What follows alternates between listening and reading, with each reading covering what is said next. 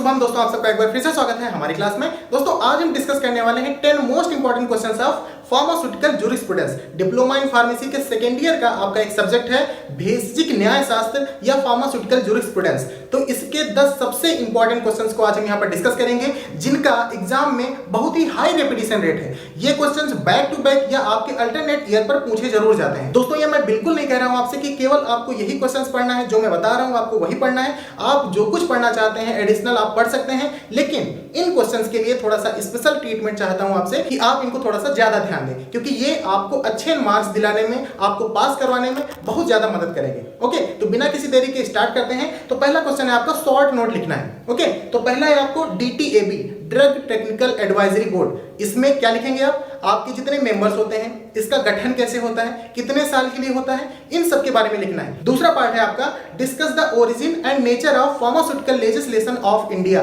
जो pharmaceutical legislation है India का, उसको आपको डिटेल में यहाँ पर डिस्कस करना है। बहुत ही इंपॉर्टेंट क्वेश्चन है, 2 स्टार 3 स्टार जितने स्टार लगाने हो लगा लीजिए। DTAB और फार्मास्यूटिकल लेजिस्लेशन, ये क्वेश्चंस डेफिनेटली पूछे जाएंगे। ओके, तीसरा पार्ट है इसका define pharmaceutical code of ethics. Code of ethics से बहुत इंपॉर्टेंट क्वेश्चन है। ये भी क्वेश्चन अल्टरनेट ईयर पर तो पूछा ही जाता है, अगर बैक टू बैक ना पूछा गया तो। ओके, तो इसमें आपको लिखना है जो फार्मास्यूटिकल कोड ऑफ एथिक्स है फार्मासिस्ट एस्पेक्ट में, तो आपको यहाँ पर in relation to his job and in relation to his profession, दोनों के बारे में आपको डिटेल लिखना है। ओके, बात करते हैं दूसरे क्वेश्चन की। दूसरा क्वेश्चन है आपका अटेम्प्ट्स एनी 4। आपको यहाँ पर 5-6 ऑप्शन दिए गए हैं, उसमें से आपको केवल 4 ही अटेंड करना है। ओके, तो पहला ऑप्शन है आपका labelling and packaging of drugs. Labelling and packaging of drugs important question है। यहाँ पर जितने क्वेश्चन मैं बता रहा हूँ आपको, बहुत ही हाई रेपिटेशन रेट है इनका, तो आप इनको ड्रॉप करके तो बिल्कुल जाना ही मत। ओके, ये बिल्कुल भी सोचने की गलती मत करना कि इन क्वेश्चंस को बिना पढ़े आप पास हो जाएंगे। ओके, चैलेंज करता हूं कि आप इनको पढ़ के ही जाना, अच्छे नंबर पाएंगे, अदरवाइज आपके हाथ निराशा लगेगी। ओके, तो दूसरा क्वेश्चन है आपका describe procedure for registration of pharmacist. Pharmacist registration के लिए क्या प्रोसीजर है, कैसे किया जाता है, इसके बारे में आपको डिटेल लिखना है। इंपॉर्टेंट क्वेश्चन है ये भी। अगला क्वेश्चन है आपका duties and qualification of drug inspector. Drug inspector जो होता है उसकी क्वालिफिकेशन क्या होनी चाहिए, उसकी ड्यूटीज क्या है, या उसके पावर के बारे में भी क्वेश्चन आपसे पूछा जा सकता है। एक क्वेश्चन ड्रग इंस्पेक्टर से पूछा जाना एकदम कंपलसरी है। ओके, अगला है आपका पॉइजन एक्ट 1990, जो विष एक्ट है आपका, पॉइजन एक्ट, उसके बारे में क्वेश्चन हर बार पूछा जाता है एग्जाम में। स्टार मार्क कर लीजिए, आपको ये क्वेश्चन कंठस्थ करके जाना है, अच्छे से तैयार करना है। अगला है आपका क्वेश्चन नंबर 3। क्वेश्चन नंबर 3 है आपका व्हाट आर ऑब्जेक्शनल एडवर्टाइजमेंट। जो drug and magic remedies act के अनुसार 1954 जो आपका एक एक्ट है, उसके अनुसार ऑब्जेक्शनेबल एडवर्टाइजमेंट क्या है, उनके अगेंस्ट में जो ऑफेंसेस एंड पेनाल्टीज हैं वो क्या हैं, उनके बारे में आपको डिटेल में आंसर लिखना है। ओके, दूसरा इसका पार्ट है discuss offences and penalties under the act of narcotic and psychotropic substance act 1985। जो आपका narcotic and psychotropic substance act है 1985, उसके अंतर्गत अगर कोई गलत कार्य करता है तो उसके लिए ऑफेंसेस एंड पेनाल्टीज क्या हैं, उसके बारे में आपको यहाँ पर डिटेल लिखना है। ओके, तो दोनों की ऑफेंसेस एंड पेनाल्टीज बहुत ही इंपॉर्टेंट है, अक्सर पूछी जाती है एग्जाम में। अगला क्वेश्चन है आपका question number 4 define following terms under relevant act. इनके एक्ट के अनुसार इनके कंटेंट को आपको डिस्क्राइब करना है। तो पहला है आपका एडल्टेटेड ड्रग, जो मिलावट वाली औषधियां होती हैं वो क्या होती हैं, इंपॉर्टेंट है, स्टार मार्क कर लीजिए, क्वेश्चन पूछा जाएगा। अगला है आपका स्पूरियस ड्रग, जो मिथ्या छाप औषधियां होती हैं वो क्या होती हैं। अगला है आपका नार्कोटिक ड्रग, नार्कोटिक ड्रग्स क्या होती हैं, इसके बारे में आपको डिटेल नोट लिखना है। अगला है नोट आपका ड्रग एंड कॉस्मेटिक, ड्रग्स क्या होती हैं इसको डिफाइन करना है, कॉस्मेटिक क्या होते हैं इनको डिफाइन करना है। अगला है आपका RMP, रजिस्टर्ड मेडिकल प्रैक्टिशनर क्या होता है, क्या क्वालिफिकेशंस होती हैं, इसके बारे में आपको डिटेल बताना है।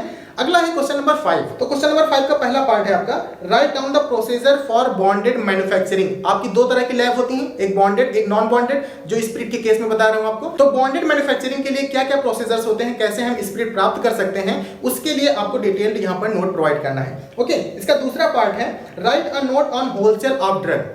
होलसेल ड्रग के लिए क्या प्रोसीजर होता है वो आपको बताना है, और साथ ही साथ detailed about the calculation of retail price. Retail price को कैसे कैलकुलेट करते हैं, बहुत ही इंपॉर्टेंट क्वेश्चन है। रिटेल प्राइस के बारे में इंडिविजुअल क्वेश्चन पूछा जाता है, अगर वो होलसेल के साथ नहीं आएगा तो रिटेल सेल के साथ आएगा। रिटेल प्राइस कैलकुलेशन बहुत ही इंपॉर्टेंट क्वेश्चन है, आपको तैयार करके जाना है। ओके, तो ये हो गया क्वेश्चन नंबर 5 आपके। अगला है क्वेश्चन नंबर 6 तो write down the content of following schedule. आपको यहाँ पर डिफरेंट शेड्यूल दिए गए हैं, उनके कंटेंट के बारे में आपको यहाँ पर लिखना है। जितने शेड्यूल मैं बता रहा हूँ आप इनको ही पढ़ लीजिएगा, इसी में से क्वेश्चंस आपके पूछे जाएंगे। ओके, तो सबसे पहला शेड्यूल है आपका शेड्यूल सी एंड C1।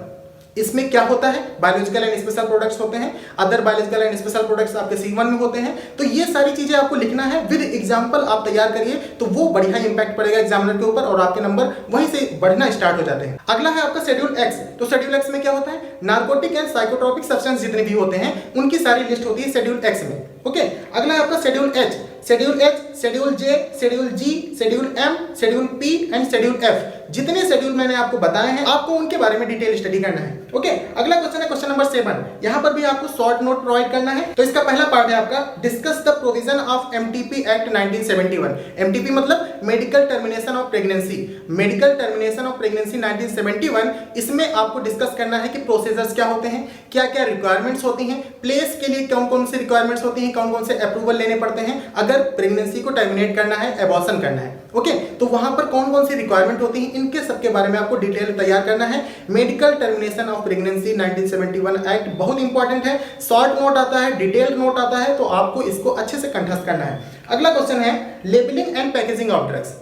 ये भी इंपॉर्टेंट क्वेश्चन है, आपको तैयार करना है। अगला क्वेश्चन नंबर 8। तो इसका पहला पार्ट है what do you mean by OTC drug. अक्सर शॉर्ट नोट में पूछ लिया जाता है आपसे कि ओवर द काउंटर ड्रग्स जो होती हैं उनको डिफाइन कीजिए, एग्जांपल दीजिए। ठीक है, अगला है आपका DPCO, drug price control order. इसको आपको डिटेल में बताना है कि डीपीसीओ एक्ट क्या होता है। अगला क्वेश्चन है आपका क्वेश्चन नंबर 9। रेस्ट्रिक्टेड लाइसेंस के ऊपर आपको एक शॉर्ट नोट लिखना है। दूसरा, टॉयलेट प्रिपरेशंस क्या होती हैं, इसके ऊपर आपको एक शॉर्ट नोट लिखना है। ओके, देखिए जिस ऑर्डर में मैंने क्वेश्चंस आपको बताए हैं उसी ऑर्डर में आपको प्रायोरिटी देनी है, प्रेफरेंस देना है। जो क्वेश्चन सबसे पहले बताया है वो बहुत ज्यादा इंपॉर्टेंट है, जो लास्ट में बता रहे हैं आप उन पे थोड़ा सा रिस्क ले सकते हैं, लेकिन सजेस्ट नहीं करूंगा क्योंकि ये बहुत इंपॉर्टेंट क्वेश्चंस हैं। ठीक है, लेकिन अगर बाई चांस बैड लक आपके पास टाइम नहीं रहता है तो आप उन पे थोड़ा सा रिस्क ले सकते हैं और उन्हें छोड़ सकते हैं। ठीक है, अगला क्वेश्चन है question number 10। Constitution of state pharmacy council, पहला पार्ट। दूसरा है constitution of pharmacy council of India, that means PCI. PCI का गठन कैसे होता है, पीसीआई के कार्य क्या होते हैं, फार्मेसी एक्ट 1948 के अनुसार उनके अंदर कौन कौन से कंटेंट आते हैं, क्या होता है, इसके बारे में भी आपको डिटेल स्टडी करना है। ओके, तो ये थे 10 important questions of pharmaceutical jurisprudence.